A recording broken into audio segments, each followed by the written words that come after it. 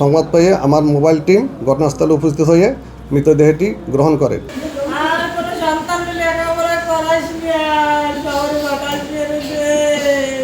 এক পর্যায়ে আমরা জানতে পারি উনি কাস্টমস কর্মকর্তা বিবির বাজারে কুমিল্লাতে কর্মরত আছে। কাল 7:40 স্থানীয় জনগণের মাধ্যমে সংবাদ পেয়ে আমার মোবাইল টিম ঘটনাস্থলে উপস্থিত হয়ে মৃতদেহটি গ্রহণ করে। পরবর্তীতে মৃতদেহ আমাদের ময়নামতি হাইওয়ে থানায় নিয়ে আসা হয় এবং তার পরিবার এবং শনাক্তকরণের চেষ্টা করে এক পর্যায়ে আমরা জানতে পারি উনি কাস্টমস কর্মকর্তা বিবির বাজারে কুমিল্লাতে কর্মরত আছে। ওনার দেশের বাড়ি গোপালগঞ্জের টঙ্গিপাড়ায়।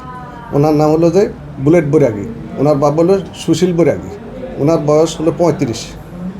মমিন, অফিসার ইনচার্জ ময়নামতি হাইওয়ে থানা, কুমিল্লা রিজন।